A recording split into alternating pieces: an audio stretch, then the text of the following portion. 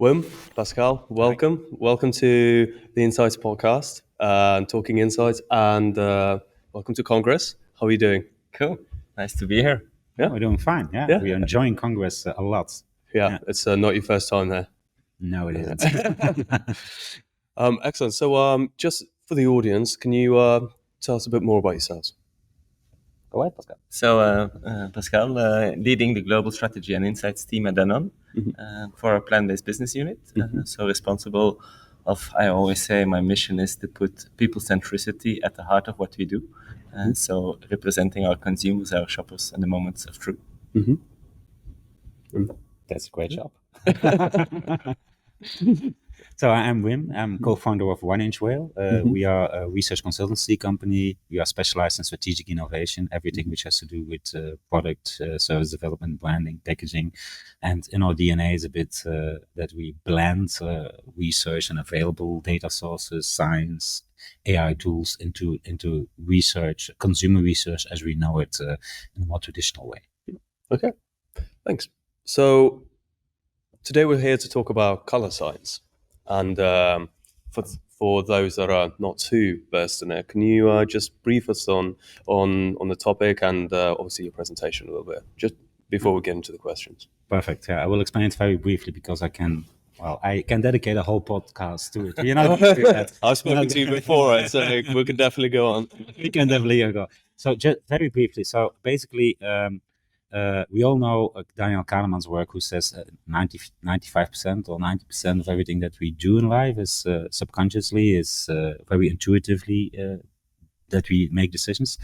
But what not many people know is that in almost 85% of the cases, color is a dominant factor in leading these decisions, and that is based on color scientific work that has been done in the past. So there is an engineer who has dedicated all his life to really investigating the impact of color and multisensory stimuli on people's life, on how we decide. And all of this work is now coming together in a color science tool that helps us to understand how a certain color tone impacts how we feel, how we perceive products and services, and how we take decisions. And that's a beautiful thing to blend in with traditional research, because it makes basically insights more actionable, because it can really tell you to change a very slightly nuance in a certain color with an impact on consumer behavior directly. And I'm guessing it's been really important for Danone for that. Yeah, absolutely. And I think by going last year through the journey together, it's very eye-opening and highly underestimated the impact it can have in both positioning your product, but also activating your product when it comes to really selling it, how you bring more dynamic via colors into your pack. So it has been a very eye-opening journey, and based on the science that is and the robustness behind it, it also helps to facilitate these decisions in the company, because everybody has an opinion when it comes to packaging. So and it becomes more an internal discussion than again the external world of the consumer centricity, and that helped a lot by having that science behind in order to come to more fast and agile decisions. So the science is built around, I believe you mentioned predictive engine. Yeah. Sure. Can you elaborate on that? Well, there are different components in there. First, there is a color psychology. There is the sensory science, which is plugged into that from really empirical kind of angle. So empirical studies were researched, and we took the learnings out of that, and then there were tons of validation projects in there to really validate the fact: has this color this meaning, and has this impact on behavior, basically. And another component, which is basically very important to mention as well, this is giving a view objectively on all of the elements and the impacts, but we also want insights on how people look into visual stimuli, for example. And we plugged in predictive eye tracking in there, which makes the whole system a predictive intelligence engine.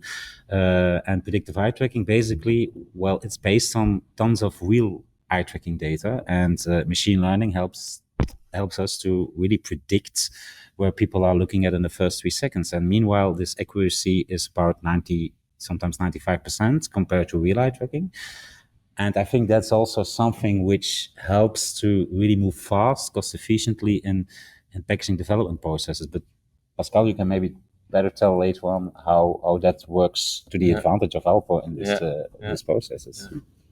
And first of all, when it comes to your first point, Wim, on the importance of how to use colors in your brand, certainly when you have a broad brand range or product range in your brand, it helps you to plot the right colors to the right kind of positioning that you want to give to each product in your range. And that was also one of the challenges that we took in saying, with the broadening range of Alpro, with multi-ingredients that we have in our playing territory, how can we be as close as possible to triggering the need that we want to do with the product that we developed.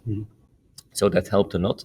And then on your second point, Wim, on the predictive eye tracking, that has been a tool also together with the design agency on how you can make little adjustments to your pack with big impact.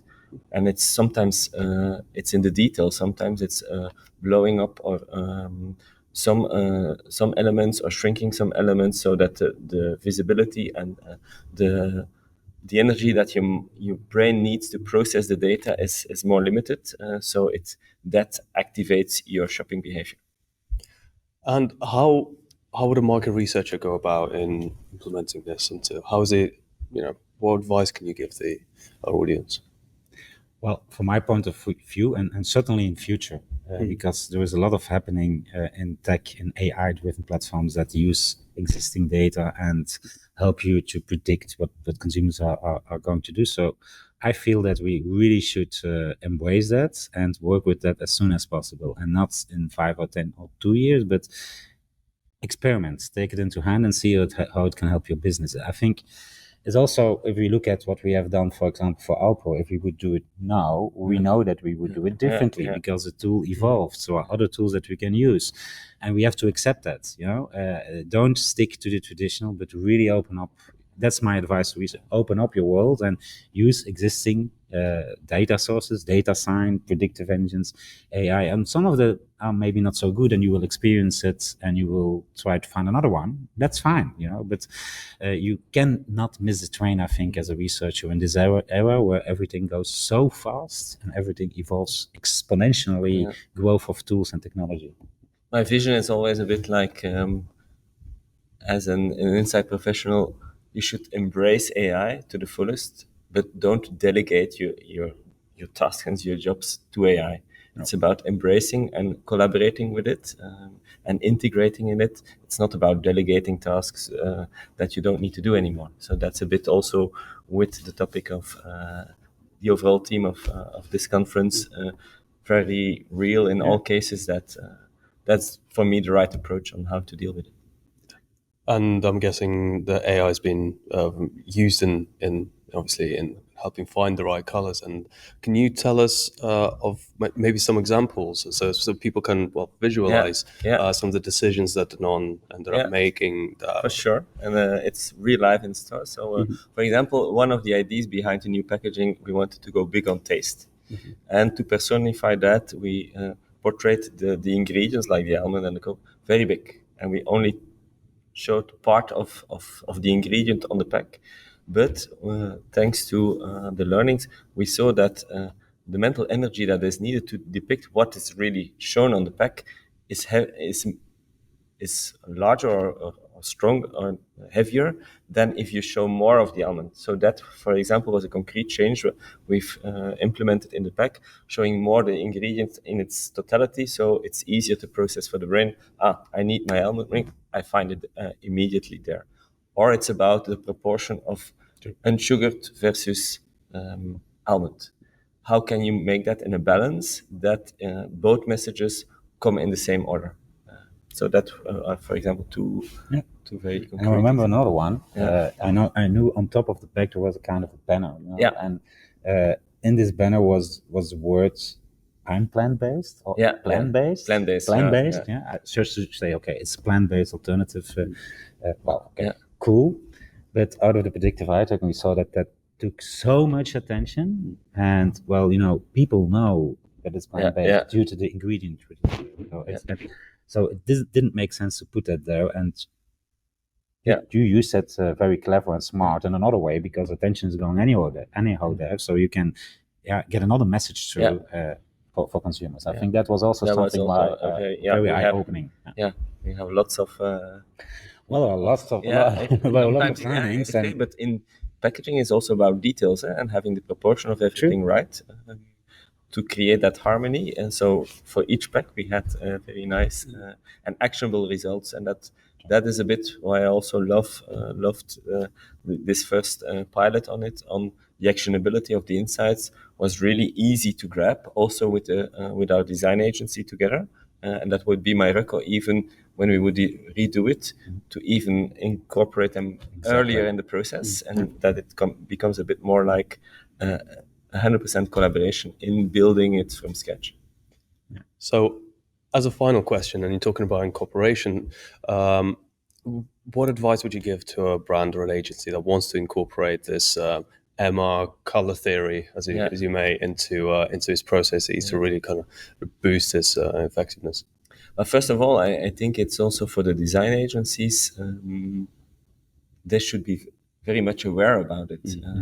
It was for me also. I knew about the impact of colors, but not into the granularity that we experience. So it should be deliberate and not be like, oh, it's a choice-based decision process. It should be a deliberate process. So really, for that world, engage with that science and use it then in a very iterative and experimental style. And maybe to build on that, I think what is important in the pack development process and research streams which are just aligned to that, we used to work very linear, right? So companies, brands, they are creating a packaging together with the design agency. They think we have a couple of wordings. What do we have to choose? People give their voice. No, we are going to do consumer research, right? Consumers give their opinion, and the agency comes back with something. And then a decision is made, and sometimes they redo everything because purchase intent is going down, etc. And that's because we don't think in ecosystems enough as a research and brand, and that's the solution that we have to do. We see that the processes which gain in impact, time, and money are those where we sit together at the very beginning, and it has that advantage as well that the design agency is not being feel attacked, because what happens if you don't integrate them in the beginning and the results are bad, they will shoot you research in all angles. It's only 200 respondents. It's only qualitative. It's only few. The difference is not that big. It's significant, but maybe not that. And you feed into discussions that you don't want, because they have to kill their baby at that moment. You know, if you put them up at the very beginning of the process, and I think that's the beauty of it, the science-based elements in there bring also open up a world for them as well, which enables them to create packages much more focused. So the creativity will be more impactful from the beginning. And in our opinion, and in our experience as well, less designs will have to be validated by consumers. So you can funnel down a lot of ideas into the right color usage, design gestalt before going into validation. And you win time and you win money all in the end, because if you have to test 3 design routes at the end, or only 2, well, that's a huge difference if you are in a global position and you have to test it across markets. I think that's for me also something very important. And we did, but it was a bit in parallel, so it could have been a bit more spread. But we did the great stuff of starting with a more qual positioning work linked already to the iVisual mood boards on saying, okay, starting from the ingredient, what is the world around the ingredient, what colors does it evoke, what is kind of the need we want to express, how does that links to moods, colors, shapes, and then bring that back into a pack brief. So that's the ideal, that's the ideal sequence, and then you have a kickoff base for both the design agency and the client and the research agency to take it from there. Oh, fantastic. Thank you very much. I'm going to be much more analytical, critical, and overthinking why the almond is looking at me in that way. But again, thank you very much. With It's been a pleasure. pleasure, and looking forward to hearing more from you. So best of luck, and then enjoy the rest of your congress. Thank you. Thank you. Thank you. Bye bye.